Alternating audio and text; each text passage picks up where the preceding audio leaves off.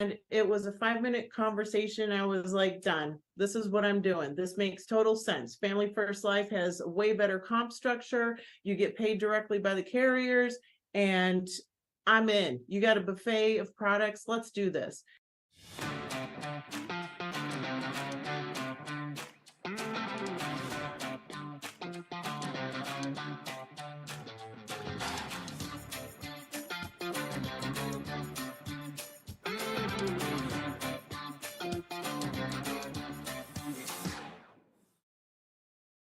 Hello, everybody. Grady Paulson here. Beyond excited to have Martina Sholiton on with us today from Final Expense Brokerage of America. Is that right? Actually, yep. And we're adding annuities and IUL division. You're correct. I love it. So Martina is one of our top producers. She's been in the industry some time. We'll hear more of her story here in a second. But just all around focused agent. She cares about her clients, cares about the products which she offers, and as well as building an agency and caring about helping them be equipped with great training, great access to leads, and a great ability to have a solid mentor who knows the right word tracks. That's the thing in anything, right? If you're trying to learn how to play basketball, don't ask your grandpa who doesn't shoot basketball every day, right? If you're trying to learn to play basketball, go find a guy that shoots 300, 400, 500 shots a day and say, help me learn some things. How should my feet be? Where should my hands be placed? What should I be doing as I lead up to the shot? What should I be doing when I finish the shot, right? Like, I pick basketball because Suns basketball is coming back, and I'm very excited because go Booker and Durant and Bradley Beal. It's going to be fun. But more so is Martina is a seasoned pro, right? When you're a seasoned pro, you've got scars, right? You've got worn skin. You've got lashings up and down your legs from just the scent of battle, right? You've got literature that you're doing to constantly grow your mind. And what that means is when you roll into an appointment with a client, there's nothing you haven't seen, right? And when there's nothing you haven't seen, you can nearly protect almost every client you sit with if they truly love their family and want to protect them, and they're not just form fillers and just quotaholics, right? That amount of lead purchase is very low. But aside of normal objections and rebuttals, we know how to traverse those troubled waters. But at the same time, when you've done that, you know how to teach it. And that's what the beauty is of someone like Martina, who's been in this industry for some time, has produced at a high level, focused on building her agency, and constantly go out there taking care of clients. So without further ado, I'd love to pass it over to you. I'm going to slow down. I'm going to let you speed up. And I'd love for people to hear more about you, your story, how you found us, and everything. Yeah, thank you, Grady. It's a blessing to be part of this today. And you saying about education, actually, my formal career, my first career was 25 years as an educator in special ed. And I worked my way up through the ranks to assistant superintendent. And when I got there, I was like, oh boy, am I going to spend 25 more years doing this? I was overworked, underpaid, undermined, all of those things. And so I needed to find a new career. And I just picked insurance. And when I did, I worked with as a captive agent in Final Expense and had a ton of windshield time. I started out in Oakland, California. So I started out in the roughest part of anywhere, and did really well at it. I liked it. I liked the clientele. I liked the stories. And it was fabulous. But then I started looking around and looking at my bank account, and I'm like, where is all this money going that I'm making? Yeah. Where is it? Right? Because I took my work ethic of 15 hours a day and applied it to being a captive agent and doing something that I really loved. But I'm like, why am I was making about the same amount of money as I did when I left as an administrator. And I'm like, that's not washing with me. So I started looking around, and my husband had started looking around for a year, and he actually found you. And so he dragged me unwillingly to one of your Thursday meetings in Arizona and demanded that I sit there. He had already set up a meeting with you for 5 minutes after that. And it was a 5-minute conversation. I was like, done. This is what I'm doing. This makes total sense. Family First Life has a way better comp structure. You get paid directly by the carriers, and I'm in. You got a buffet of products. Let's do this. And so I took and applied all of my final expense experience and started that and went crazy. And so when I ran into some health issues and things kind of went down, so but I was still able to maintain and still do what I needed to do because of all the trainings that FFL provides, all of the tidbits and all of those things. I just soaked everything up like a sponge. And when I bounced back, started Final Expense Brokerage of America and said, okay, I'm going to get back to grassroots after doing some IULs and mortgage protection and annuity here and there, and started building it up and started recruiting. And like what you said, just by the push of God, now we're adding an annuities and IUL division. So we're just growing. And I always would look at the Jamies and the Zachs and the Ninas and the Haydens and go, okay, how come I'm not moving as fast? And Marissa says it best. She's like, everybody has their own path. So I was like, okay, this is my path. And now the path has gotten really fast. That's fun. Well, first, thank you, David, for being for having the insight, foresight, but also seeing more in your wife, right? You're like, she's talented, she's driven. I love her. You know, if she's going to spend time away from me as her partner, I want her to be as fulfilled as humanly possible. So let's go find an opportunity where she can take her passion and her drive and desire and put it into a place where she can get compensated as much as possible, and then have a higher ceiling, right? A higher opportunity. And that, you know, that's his love for you, and that's your appreciation for him. And that's me grateful for him for, you know, seeing anything in me that sparked him to give him enough trust to want to bring his wife into a new opportunity. And so that's what's really fun about working with partners, right? Our couples, is you are a team, right? You have to then balance. I need to do an appointment. I can't go do this with you right now, right? And all of that understanding puts us in a position where we can truly grow a business, but also have a partner in a sense that, you know, you guys are striving and growing and continuing to evolve together. So, you know, thank you, David, and for your trust. And also, you know, thank you to you, Martina, for the belief in yourself to continue to strive to get better, to, you know, seek out new sales opportunities, to now have the foresight to understand that you do come across with confidence and trust. And all that's going to do is give clients a greater opportunity to want to put their annuity money with you, to trust you for IULs, because that's really, that's the kind of next bigger level, right? We can get you in here and selling whole life and final expense and term and mortgage protection. Great, great policies.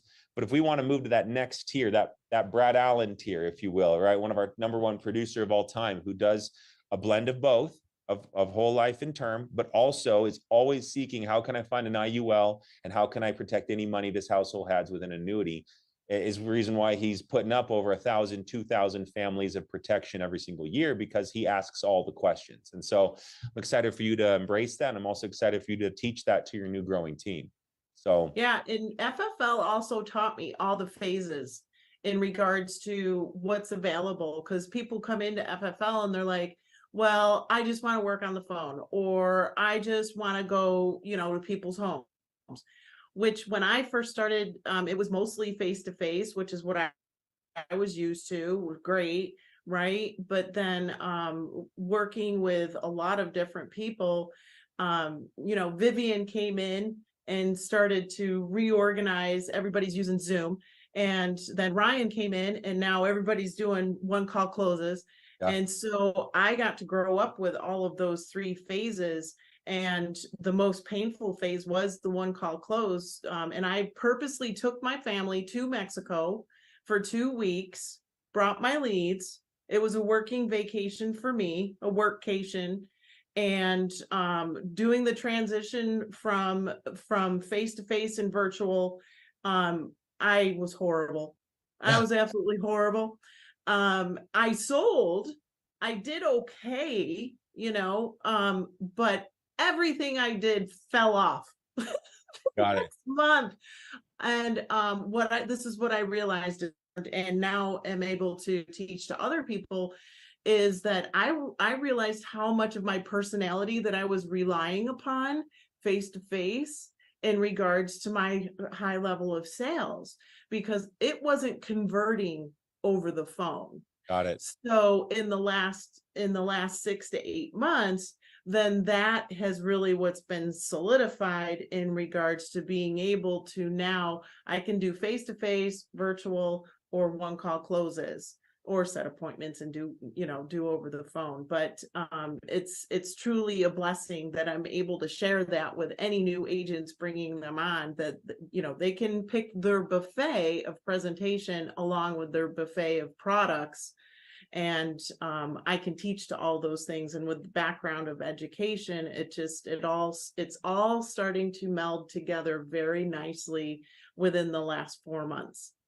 I love that. Well, let's touch on sales here in a second.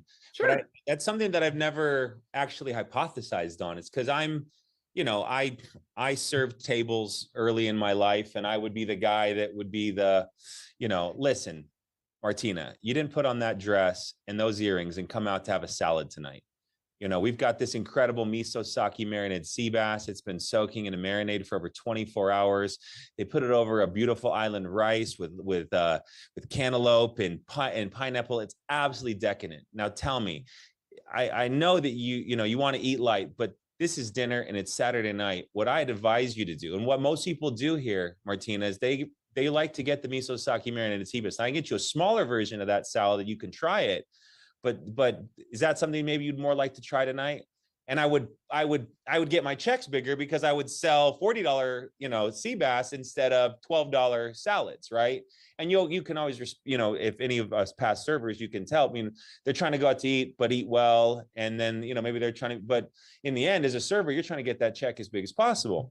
And so when I went to selling insurance, I would rely on being mildly charming, or a smile, or wear a polo and slacks and tucked in shirt and shoes. I know some agents have gotten jeans, shorts, and t-shirts and sell insurance, but they must communicate well, right? So you dress well, you present well, you're knowledgeable. We underestimate our presentation, our personal presentation, as an immediate trust building factor. When we're on the phone, it's Grady and Martina. It doesn't matter whom you are, what you look like, your background, how successful you've been in anything in the previous past. So that's where for our agents that are trying to get started, and you're struggling on the phones, it might behoove you to go in the field, run 5, 10, 20 appointments, and just try to build up some sales confidence, because when you're sitting at the kitchen table, they can't hang up on you, right? So by all means, we're in a new phase of insurance sales, where the entire world is pivoted to a virtual standpoint, whether it's a one call close or Zoom. But I'd love to hear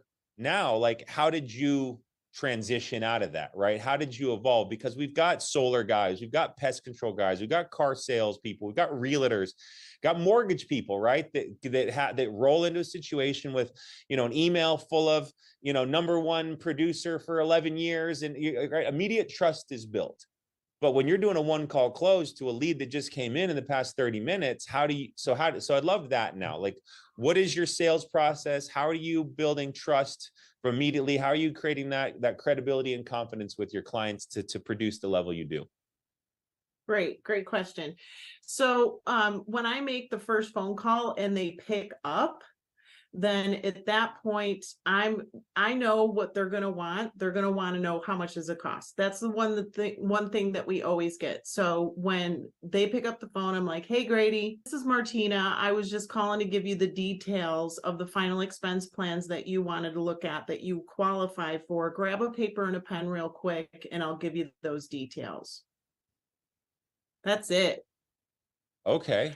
And I rarely get anybody say, well, what's this about? Or what are you calling about? Nope. I'm like, and I specifically, hi, this is Martina. I was calling to give you the details that you wanted for the final expense plans that you requested, that you qualify for. Grab a paper and a pen, and I'll give you those details. Let me know when you're ready. Just quick, like, it's almost like I rarely get any pushback ever. Like, you put in with the butcher. Let me know when you get the new prime rib in. Hey, I got the new prime rib.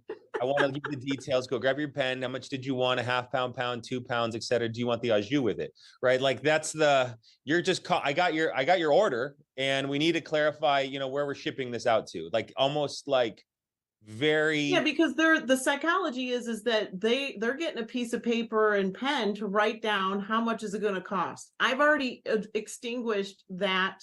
How much is it going to be? I'm already telling you, grab a paper and a pen. I'm going to give you the details. What are the details? They're assuming that's exactly what it costs, but I'm not going to start with that. understood. Okay, Right. so that's okay. So I love it. So that's how you open, and then Right. So basically, okay, great. So I have here that you live in Illinois and you're 66 years old. Is that correct? Yep, that's correct. Perfect. Okay, so this is really simple. I'm a broker, so I work with all of the insurance companies that are in your area. So what I'm going to do is I'm going to look at all of them, and I'm going to find the one that is the least expensive to give you the maximum amount of coverage for the lowest cost. That's what you're looking for, right, Grady? right. Right. So there is no other answer, right? So then that's okay, great. So if you take any prescribed medications, what are they? What prescriptions does your doctor prescribe you? Okay. And I'll get array. Usually they're ready to list them off. If they're It's not, right they're like, next to oh, you. I take a whole bunch of medications. Oh, okay, great. So do you have them right there by you or over in the bathroom or over on your nightstand? Yeah, give me just a second. I move kind of slow, but give me a minute and I'll go get them. Okay, great. Take your time. I'm in no hurry, but or if they're elusive and they're like, oh, I just take a whole bunch of medications, I'm not going to go get them. Okay, great. So then go down through the list of the health categories. Okay, do you take anything for your heart? Right. Okay, have you had a heart attack or a stroke or any stents within the last couple of years? Have you had any cancer? Okay. And they're like, yeah, well, hang on a second. Let me grab. A lot of times it'll get them to go get the medications because I'll start listing out medications. So is that like amlodipine or lisinopril or something like that? And so when I do deep dive trainings with my agents on Sundays for final expense specifically, we go over this stuff so that they start to have regular vernacular, regular language that starts to roll off of their tongues after 1 or 2 Sundays so that they get the comfort level of knowing what those medications are for so that they can kind of reach in and get the client talking. Cool. So, oh yeah, I take, that L1, the lisinopril, and then something that's like high hydrochlorothiazide, and because a bunch of people are on it. And they're like, oh, okay, great. So we get through the medication list. Meanwhile, I'm on Slack, which is a huge tool. I'm typing in, he's 72. These are his medications.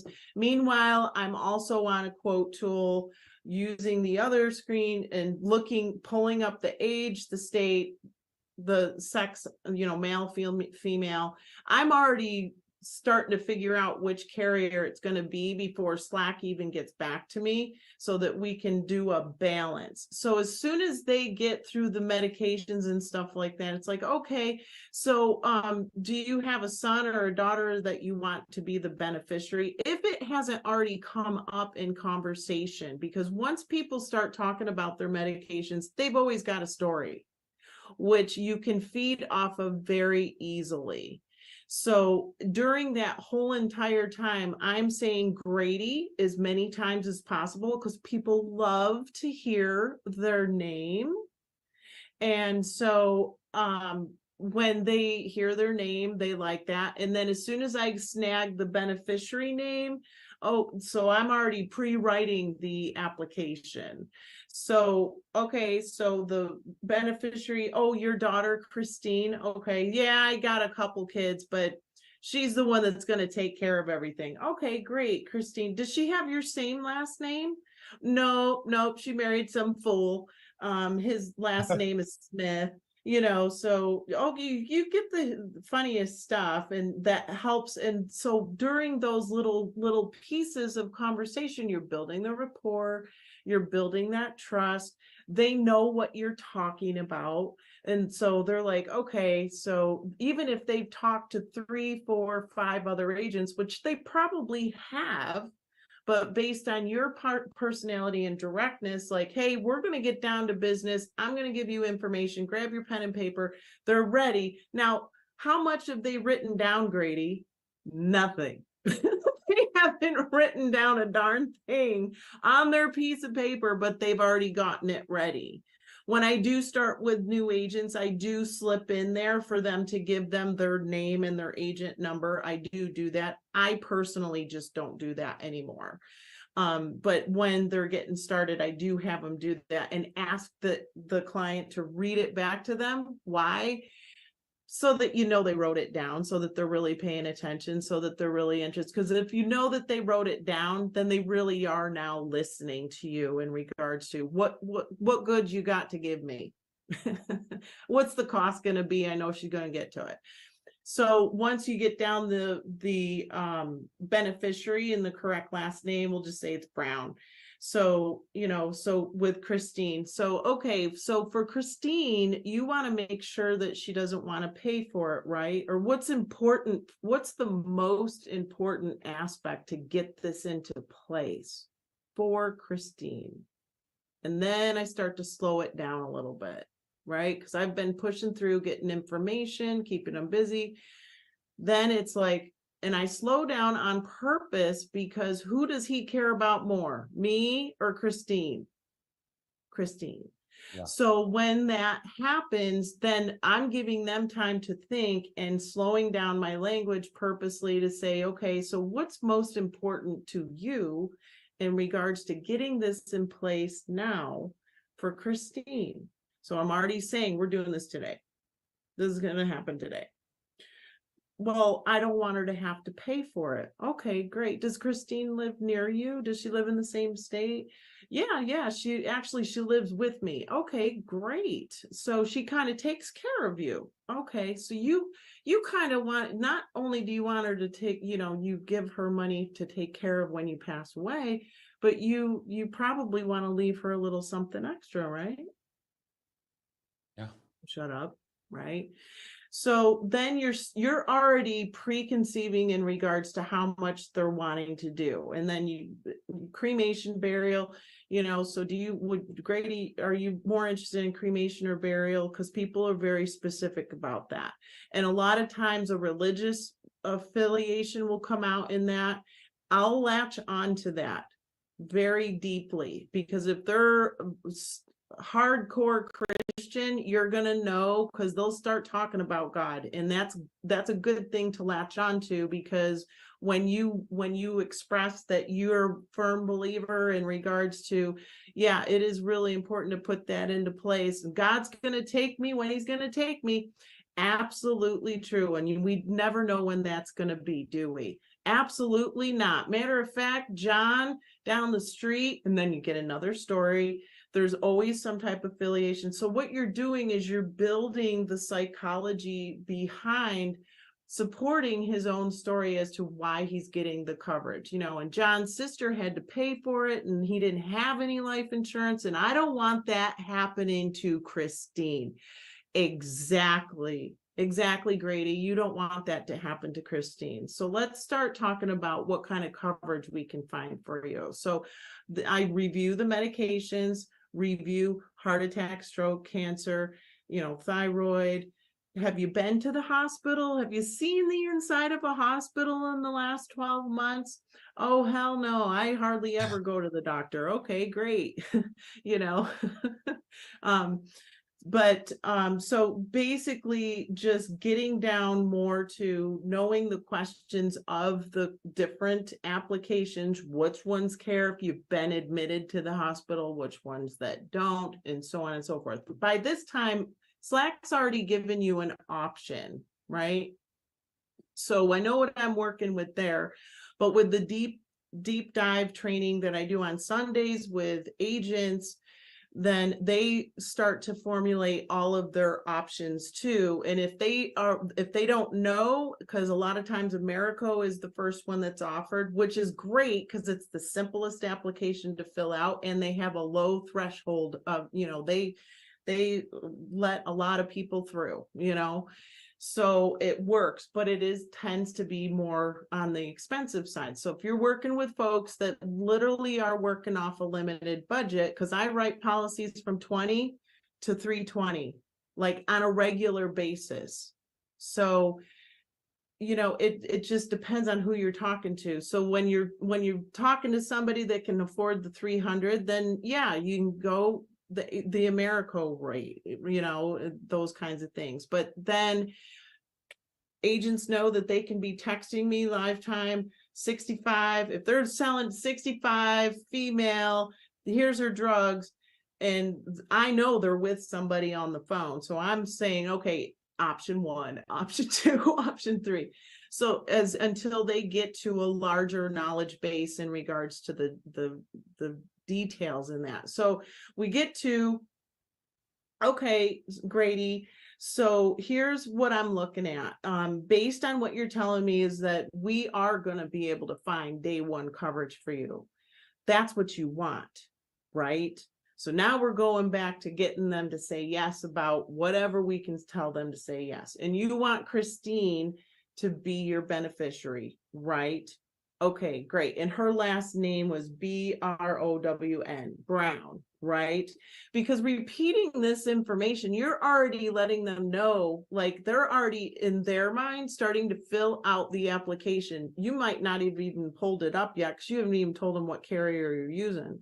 But basically, you're already prepping them for that. So it's like, okay, Grady, so I know you want to do a cremation. I know you want to keep it in your budget, and you do want to do some extra money to Christine for taking care of you and for the days ahead that she's going to be taking care of you. So 20,000 is going to be this amount, and 25,000 is going to be that amount. Which one of those works in your budget best? So that's what I usually use.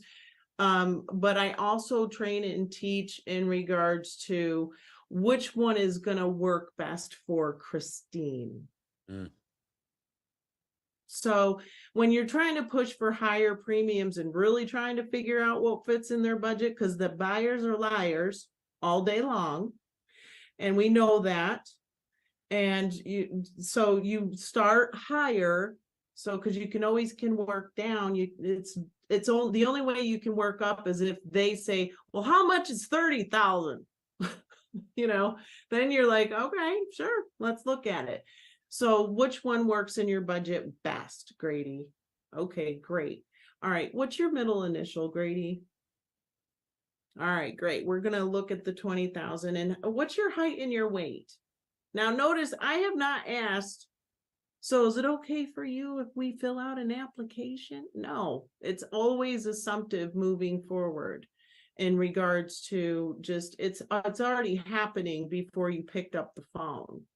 So the height, weight, and okay. And what's the first few digits of your social? Okay, great. All right. Oh, you know what? What's the rest of it?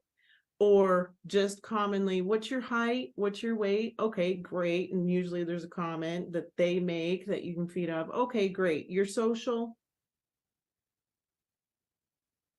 don't make a big deal about it. I rarely get any type of feedback whatsoever in regards to getting that information. You make a big deal of it, they'll think it's a big deal. Right.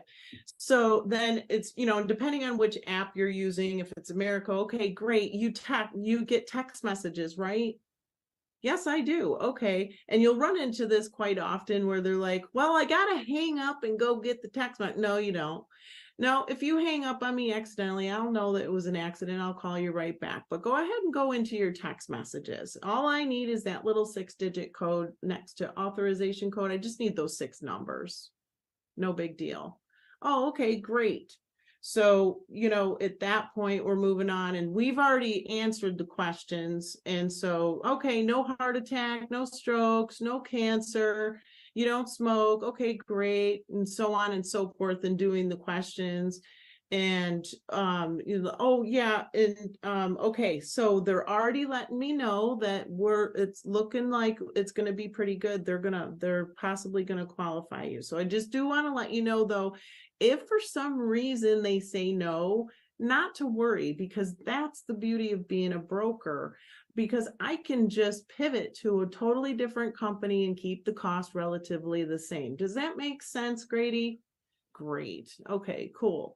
So I just want to just let you know that. So I've already let them know, if I think that there's going to be an issue, if they're not going to qualify, that I've already given myself and them permission to know that we're going to switch to another carrier, because that seems to be a little bit of a bump for some folks. But no, it's not. So then, and yeah, you know what? Before I ask you this next question, which bank do you bank with? Oh, Wells Fargo, or I don't have a bank account, or oh, okay, do you have a debit express card? Okay, great. So no worries. So immediately I'm transitioning to Prosperity. I don't even say anything while I'm doing that. And I'm like, okay, so let me put in your information. I gotta go backwards a little bit and put your date of birth, your social, and your phone number and your email and all that kind of good stuff in there.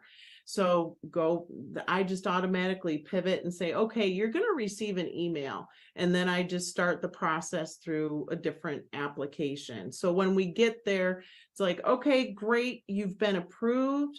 And so at that point, Christine is going to be in really good hands. She's not going to have to worry about it. Now, here's the thing, Grady, is that I'm your agent. So this is really important, is that when that time comes, nobody knows how it's going to hit them, that type of thing. Make sure that she has my phone number in her phone. Matter of fact, what is her phone number? Okay. Does she know that you're getting this coverage? Okay, good. All right. I'm going to give her a holler and let her know that we're getting this coverage. Now I'm starting to just push to we're already done, and whatever needs to be finished with the signature and all that is already going to be happening. But now I'm starting to work towards referrals. Right. Awesome. So what else, who else do you know is needing some coverage? Do you have some really good friends, that type of thing? So then I'm working more into the referral land in regards to who else needs coverage. Well, I've been telling my son forever in regards to needing to get some coverage for himself, and so on and so forth. So then I just go ahead and start exploring the referral paths with that. Meanwhile, we're finishing up the application. So I'm keeping them busy as we're moving along with I'm getting little pieces of information from them that I need for the application while I'm figuring out if they're getting approved, and they do. And then we start working into the referral conversation. And then at the very end, it's like, great, Grady, guess what? I'm typing up an email right now. Let me just double check your email. It's Grady Polson, LLC@gmail.com. Okay, great. So I'm putting in I don't have a policy number yet, but the name of the company is Prosperity. You're getting $20,000 worth of coverage. I'm putting all this in the email. The premium is such and such, and it's going to start on this date, or as soon as they approve it, they're going to request the funds out of your account, and so on and so forth. So I send them the email. If an application goes to underwriting, I do the exact same thing, but then let them know that I have full confidence that it's gonna get approved. And again, Grady, if for some reason it does not get approved, that's okay. I already have a plan B if there's an issue, but I really do think it's going to go through. Okay. So do you have any other further questions for me, Grady?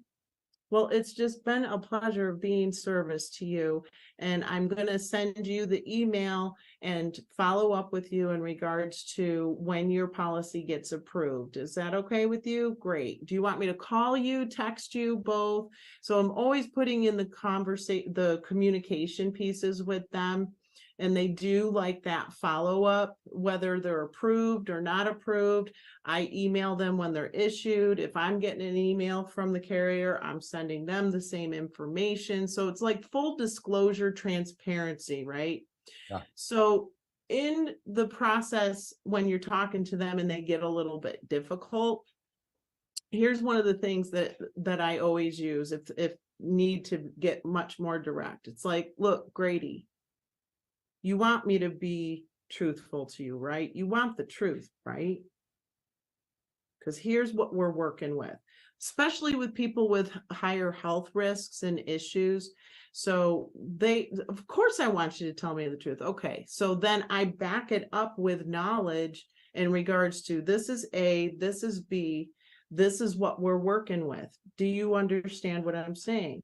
This is the best we're going to get. So when we're working with folks that have health issues, they're on certain medications or they're on oxygen and they want day one coverage.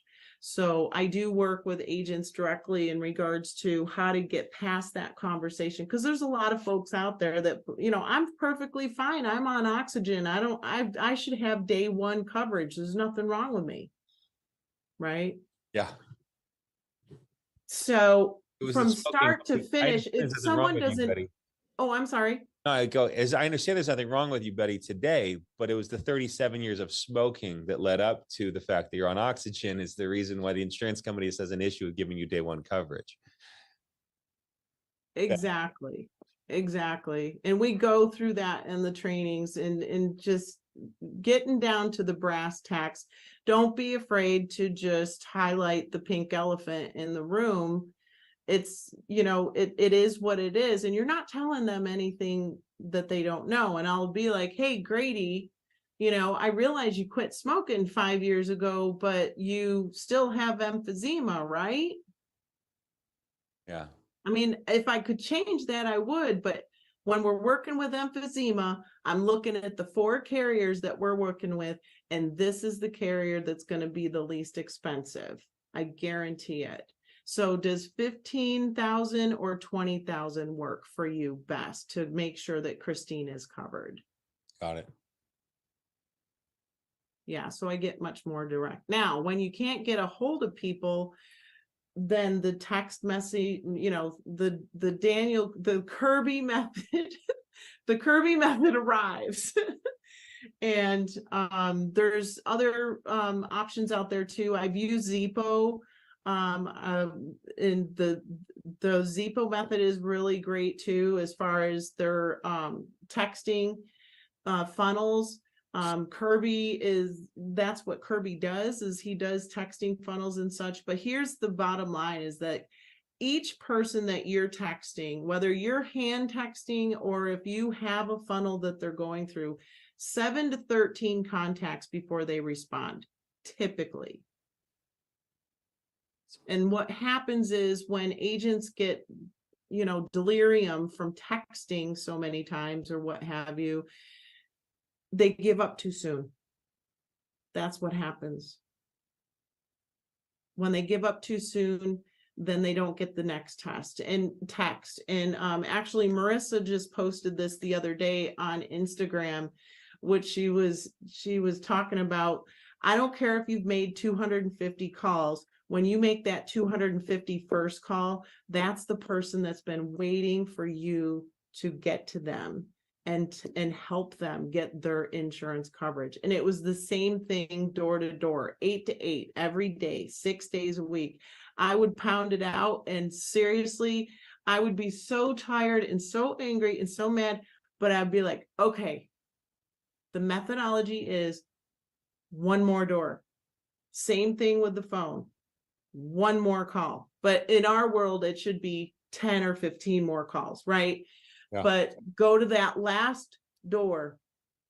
It happens. Swear to God, wanted to just go into a parking lot, cry my eyeballs out, tell myself how much I sucked at sales and quit.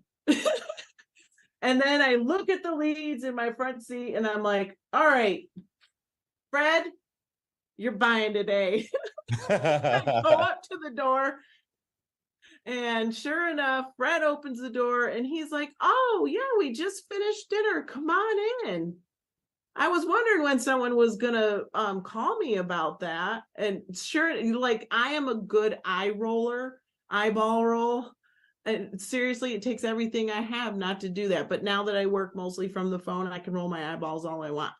But the same thing happens on the phone, is like, oh my gosh, oh my gosh. It's like, if I hear one more answering machine, I'm going to shoot myself in the head. But literally, then I have a 15 dial rule, and not like 3 dials per person. No, 15 people.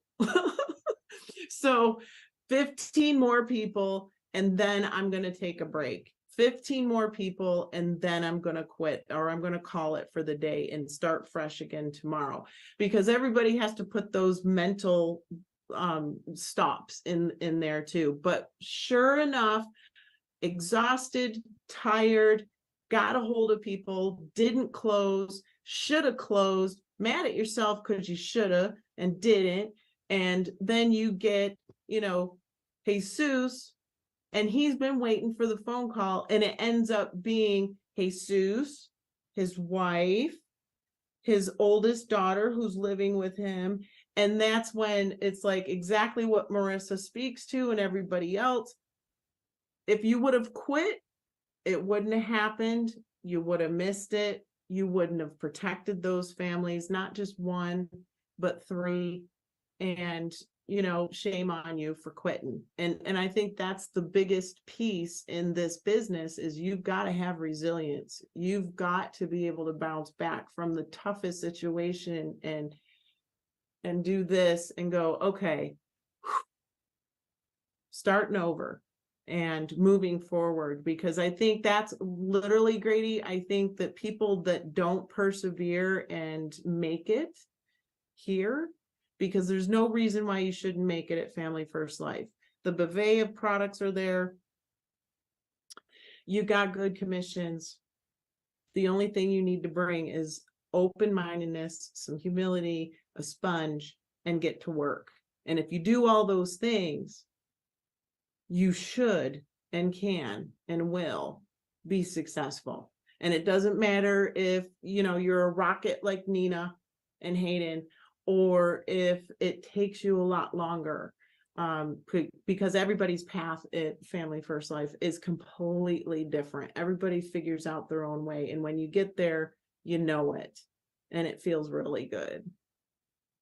Drop an MS in the comments below to shower Martina with love, because that was an absolute final expense masterclass, from A to rebuttals to Z to follow up. And that's I can tell by your passion and how much you care about your clients and how much you love this industry and how it's evolving your life and future plans. And that's all we could hope for people, right? Is, we provided a great vessel, right? You've got to get in and drive it, or, get an oar and start paddling, or whatever vessel it is in your mind, put rocket fuel in the jet and take off. But it's apparent that you're a student of this business. You've been through not hundreds, if not thousands of tens of thousands of phone calls now, which now allow you to know how to navigate, right? And that's one of the beauties of this business, is the more you do, the better you get. It's not the more you do, the worse you get, right? This isn't the reward here of time is skill, and skill is the thing that will pay. Skills pay the bills. I'm not trying to be tacky here, but I like it. I think we should get t-shirts. We'll have them for sale at October 23rd and here at the Omni Hotel. But this is it's a testament, right? We can, every single person on this call and watch the replay can tell you care about your clients, you care about this industry, and you know your craft. And that's all we could hope. But if you go back and rewind this and watch it through and write out her word tracks, she doesn't say these words because they don't work the best. Anything that we fast forward 6 months, there might be some tweaks, but a lot of this shell will still be there because you figured out all the ways not to do it, as we touched on earlier, that your professionalism and charm and smile and jewelry and purse and all the ways that you would present highly walking into a home don't matter at all when you're talking to Jesus, who doesn't know who a Martina is and doesn't exactly remember that he filled out a request for final expense coverage. But when you take control and say, I've got those quotes you were looking for, go grab a pen and paper so we can review them. He goes, oh, someone here else is in control, whom our client base is used to having. They're used to having a they, a boss, someone that they're subservient to. And when someone's coming through with something that is important to them and they're taking control, they feel empowered because now they just have to listen and respond to questions. They don't have to make a bunch of decisions because the broker is helping them make the decisions for them. Martina, you nailed it beyond words. Any final thoughts you have to all of the new agents out there that are pushing, but you know, the little red guy is sitting on the shoulder and it's getting louder? How do you conquer the little voice that's pulling you the wrong way? Yeah, don't let the enemy sit at your table. Just don't. Six is between your ears are the worst space. It is the worst space on the planet. Because when you let the enemy sit at the table with you, you start to think that you're not good enough. You think that somebody else is better than you. Why can't I do it like they do? What's wrong with me? You know, I don't have enough money for leads. I don't know what like all these leads are crap, excuses and so on. And so it festers like that. And I've seen people that are good and quit because they let the enemy sit at their table and listen to it, as opposed to stopping themselves and finding a place, a person. And like my person is Galen Hendricks. She is my mentor. She's not even in FFL, right? But I have Erica Walker in my phone. When I'm mad and I feel like crap, I go into my notes page and I listen to Erica Walker's presentation. And I'm like, oh God, you know, stop it. Or anything else that goes sideways. I'm like, you know what? It's not that bad. Look at what you were doing a year ago and where you are now. Yeah. You know, you took the leap of faith. Where You you're going to did be in it. a year. Where are you going to be in a year, Martina? It's going to be impressive. It's going to be special. I know that. It's awesome. Well, thank you so much for your time. Thank you, David, for sharing Martina with us. And thank you everybody out there as an agent who's trying to get better, right? This is time that you could have spent anywhere and you spent it with us trying to evolve yourself. And these are minutes and focused time that you don't get back. But I hope that at this point you go, I'm really seeing what's possible. If Martina can do it, if so many people can do it, if we can put up as an agency nearly 10,000 families in a month in the middle of summer, why not you? And why not now? Exactly. So Martina, thank you for your time. Thank you for joining us. And we look forward to having you on here real soon, cheering you on. Thank you, Grady. All right, everybody. Bye for now.